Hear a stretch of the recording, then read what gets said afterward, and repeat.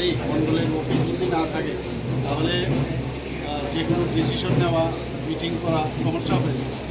তো আজকে উনি মাননীয় বিধায়ক এই এলাকার সবাই জানেন, মিউনিসিপ্যাল ওনার উদ্যোগে এবং মণ্ডল সভাপতির উদ্যোগে এবং কার্যকর্তাদের উদ্যোগে এখানে আজকে যে অফিস উদ্বোধন হবে, আগামী দিন এখানকার কার্যকর্তাদের জন্য খুবই সুবিধা হবে, কাজ করতে সুবিধা হবে। আমাদের 365 দিনই দেখুন আমাদের বিভিন্ন যেসব কার্যক্রম থাকে, অফিস না থাকলে একটু সুবিধা হবে। এর জন্য আমি আশা করি যে এই অফিস থেকে আগামী দিন ভারতীয় জনতা পার্টির কার্যক্রম এবং আমাদের মধ্যে যে বিভিন্ন আলোচনা এই অফিসকে সামনে রেখে সেটা আগামী দিন করানো যাবে।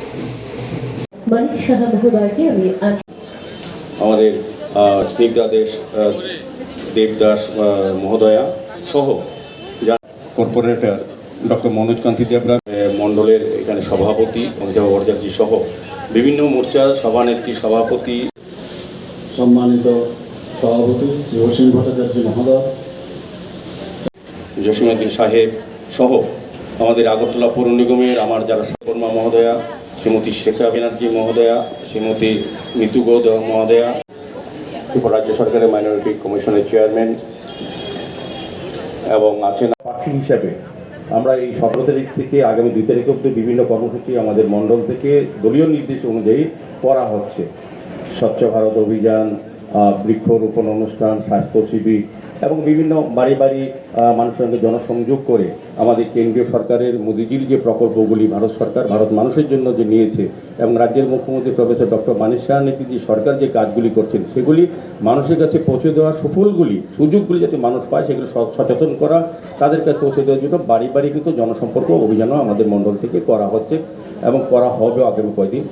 সার্বিকভাবে তাই অঙ্গ হিসেবে আজকে আমাদের মণ্ডলের যুব মোর্চার উদ্যোগে এই রক্তদান শিবিরও আয়োজন করা হয়েছে। তো যারা আজকে এই রক্তদান অনুষ্ঠানে রক্তদান করবেন স্বেচ্ছায় তাদেরকে ধন্যবাদ জানাই। পাশাপাশি যারা রক্তদানে আমাদের রাজ্য সরকার স্বাস্থ্য বিভাগের ডক্টর এবং প্যারামেডিক্যাল স্টাফরা যারা সহযোগিতা করছেন তাদেরকে ধন্যবাদ জানাই। তাই আমি আলোচনা দীর্ঘায়িত কোনো প্রথম প্রোগ্রামে আমি যেটা বলবো যে আমাদের পাক্ষিক সেবায় পাক্ষিক যে কর্মসূচি তার অঙ্গ হিসেবে এই কর্মসূচি। দ্বিতীয় যে জিনিসটা এটা মাননীয় মুখ্যমন্ত্রী বিস্তারিত আলোচনা করবেন, সবটা বিষয় নিয়ে আপনাদের তুলে ধরবেন। তো দ্বিতীয় বিষয় যেটা আমাদের রামনগর যারা আমাদের ভারতীয় জনতা কার্যকর্তা বা রামনগরে যারা আমরা দলের সঙ্গে যুক্ত আছে তাদের কাছে একটা শুভ দিন আমি বলবো যে আমরা রামনগরে আলাদাভাবে এই প্রথম আমি বলবো বিগত অনেক বছর পর আলাদা একটা মণ্ডল অফিস কার্যকর্তাদের কাজ করার সুযোগ করে দেওয়া হয়েছে। এটা রামনগরে এই প্রথম হয়েছে।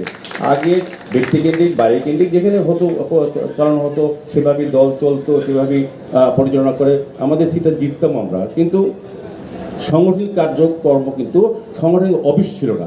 এই প্রথম রামনগর বিধানসভা অন্তর্ভুক্ত জায়গায় রামনগরে মণ্ডল প্রতিষ্ঠিত হচ্ছে। এটা আপনাদের কাজ করতে সুবিধা হবে এবং এটা একটা বিশাল বলবো সাংগঠনিক আমাদের একটা স্বীকৃতি দলের থেকে দিয়েছে। আজকে মুখ্যমন্ত্রী আনুষ্ঠানিকভাবে উদ্বোধন করে আমাদেরকে মান্যতা দেবেন, আমাদেরকে সম্মান জানাবেন যে আমরা যে সুন্দরভাবে কাজ করতে চাইছি, উনিও যেটা চাইছেন, আমাদের দল যেটা চাইছে যে সমস্ত কার্যক্রম অফিসের মাধ্যমে হোক, দলীয় অফিসের মাধ্যমে হোক এবং দলীয় সংগঠনের মাধ্যমে রামনগর পরিচালিত হোক।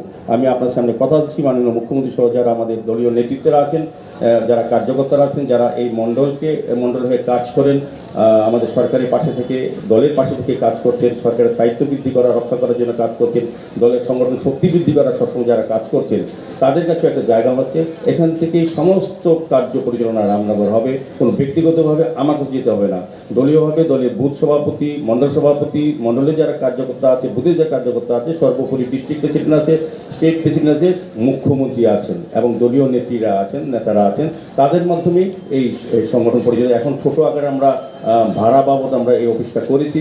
আমরা জায়গা খুঁজছি বড় করে, আমাদের সারা রাজ্যেই আমাদের মণ্ডল অফিস তৈরি হচ্ছে।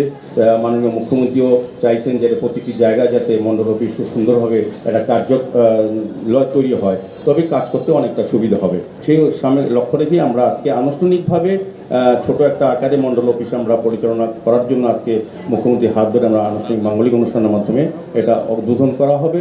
তারপর এখান থেকে সমস্ত কাজ এই মণ্ডল থেকে হবে। আমি বলবো যে সবাইকে আপনারা মণ্ডল অফিসে আসবেন, মণ্ডলে কাজ করবেন, আপনাদের অভাব অভিযোগ সমস্যা মানুষের কথা মণ্ডল অফিস থেকে বলবেন।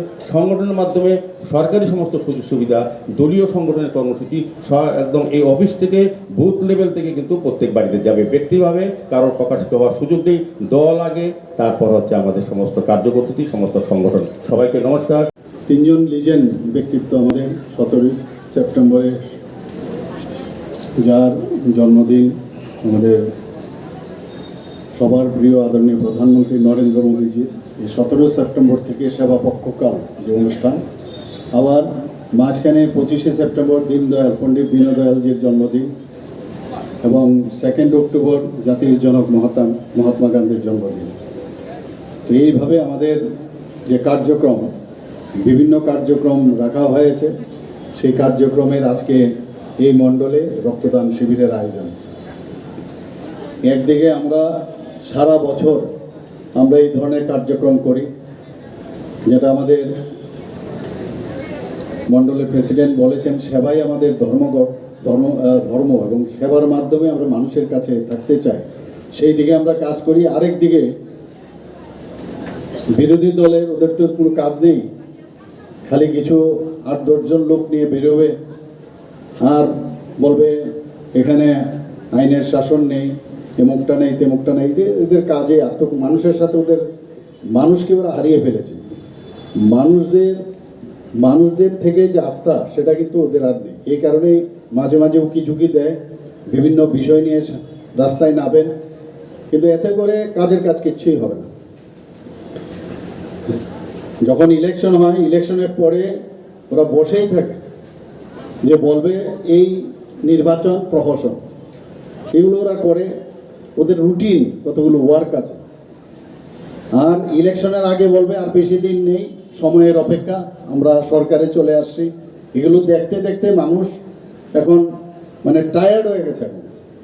আর আমরা এখানে বসে বসে সাধারণ মানুষের কি কাজ করা যায়, প্রতিনিয়ত আমাদের ক্যাবিনেটের বিভিন্ন ডিসিশন হয়, কিভাবে মানুষকে সাহায্যের হাত বাড়িয়ে দেওয়া যায়, সেসব আমরা কাজ করি। আজকে যদি মণ্ডলের কথাই বলুন, এখানে রক্তদান শিবির থেকে বিভিন্ন সময়ে, পুজোর সময় আপনারা দেখেছেন বস্ত্রদান, এবং আমাদের যে সাফাই অভিযান থেকে শুরু করে সমস্ত জায়গায় স্বচ্ছ ভারত অভিযান সবসময় আমরা করে থাকি। বিভিন্ন ওয়ার্ক আমরা করে থাকি, প্রতিটা বাড়িতে প্রতি ঘরে সুশাসন আমরা পৌঁছে দিই। এইসব কর্মকাণ্ড আমরা করে থাকি, মানুষের সাথে থাকি, মানুষের সুখ দুঃখের সাথে আমরা সবসময় ওদের খবরাখবর নেওয়ার চেষ্টা করি। আর ওর ধরে ওরা যে রাজনীতি করে এসছে, কিছু 1-2 যে পলিটিক্যাল পার্টি আছে, খুন সন্ত্রাস অগ্নিসংযোগ, কতবার বলবো, এগুলো একই আছে। ওরা ভেবেছে আমরা ভুলে গেছি, সাধারণ মানুষ ভুলে গেছে কত লোক খুন হয়েছে ওদের সময়, এবং পুলিশ ফায়ারিং থেকে শুরু করে কোনো কিছুই বাদ নেই। নিজেদের ব্যর্থতা ভুলে গিয়ে ওরা একটা আঙ্গুল এই সরকার এবং এই পার্টির দিকে দেখায়, কিন্তু ওরা জানে না 4টে আঙ্গুল ওদের দিকে থাকে। এবং আমরা মানুষ বুঝছে যে এখন এত সুন্দর একটা মাননীয় প্রধানমন্ত্রীজি যেভাবে দেশকে সামনের দিকে এগিয়ে নিয়ে যাচ্ছে, এবং ডাবল ইঞ্জিনের সরকার, সেইভাবে আমরা যে সুবিধা আমরা পাচ্ছি, এবং আমরা আগামী দিন সেই কাজটা আমরা করব, এবং মানুষের সাথে সত্যিকারের অর্থে কিন্তু আমরা থাকতে চাই। এবং আপনারাও দেখছেন, কোনো সমস্যা হলে, কোনো খবর পেলে আমরা ইমিডিয়েটলি সেখানে পৌঁছে যাই। এবার যেভাবে অবিরাম যে বৃষ্টিপাত হয়েছে, যেভাবে ফ্লাড চারিদিকে হয়েছে, 3 দিনের মধ্যে এত বেশি পরিমাণ, অল্প সময়ের মধ্যে বৃষ্টিপাত আর ত্রিপুরার ইতিহাসে হয়নি। আর আমরা, আমাদের সরকার এবং সমস্ত কার্যকর্তারা মাঠে নেমে গেছে। এখন ওই পরিস্থিতিতে ওদের টিকিটও কিন্তু দেখা নেই।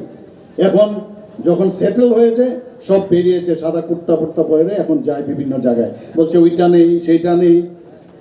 ভাবুন আপনাদের, এদের কি বলবো, ওদেরকে হাসি পায় এক একটা। না যেতে পারলে, কারণ মানুষ ওদেরকে আটকিয়ে দেয়, আপনারা এখন এসে কি করবেন, বলে এখানে আইন শৃঙ্খলা নেই। তো পুলিশকে ফোন করে, আমাকে ফোন করে, বলে না আপনারা যান, ব্যবস্থা করে দিই। তারপরেও বলবে এখানে গণতন্ত্র নেই। ওদের সময় কি গণতন্ত্র, সেটা কয়েকদিন পরে বুঝতে পারবে, যখন ওদের পুরো ইতিহাস আমরা বলেছি, যতগুলো এখানে খুন হয়েছে আইনের বিষয়টা দেখে সবকটা খুনের আবার নতুনভাবে ওপেন করার আমি চেষ্টা করব এবং শুধু বলা না, সেটা করবো আমরা।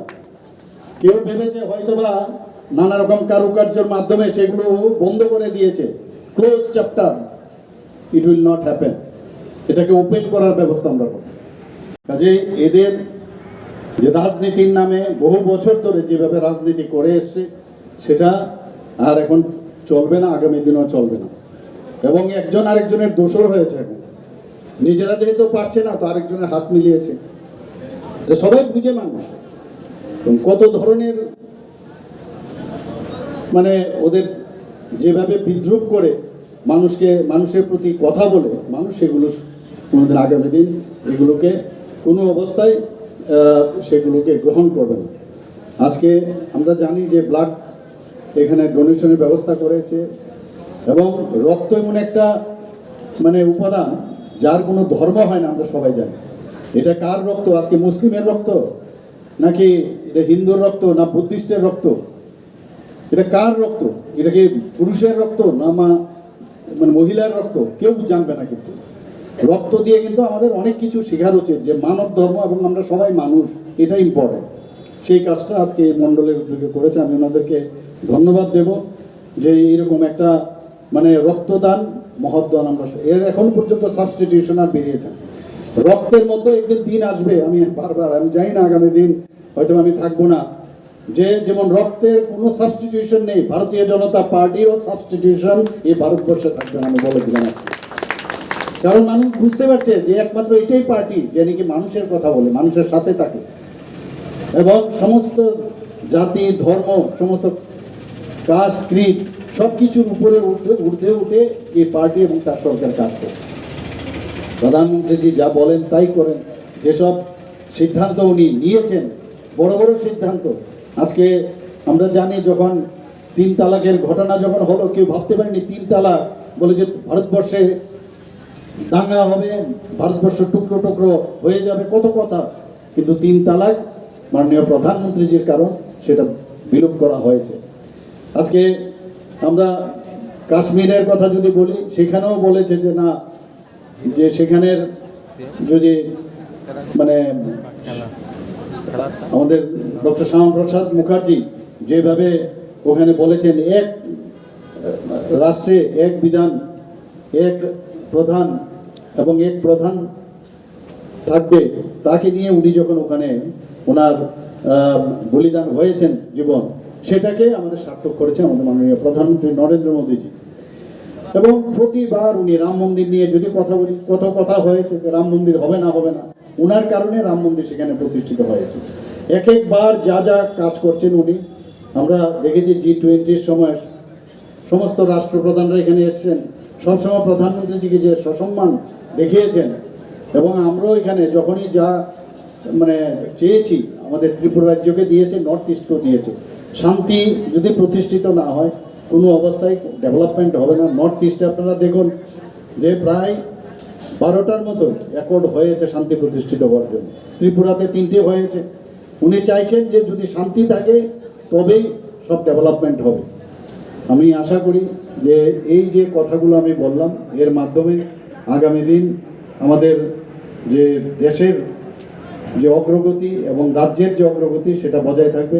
এখানে সমস্ত কার্যকর্তাদের আমি বলবো যে আগামী দিন ভারতীয় জনতা পার্টিকে এখানে এখন আমাদের মেম্বারশিপ ড্রাইভের যে কাজ চলছে সেটাকে আরও ত্বরান্বিত আমাদের করতে হবে। সবাই মিলে ভারতীয় জনতা পার্টির মেম্বার হওয়ার জন্য আমি এই মঞ্চ থেকে আহ্বান রেখে আমার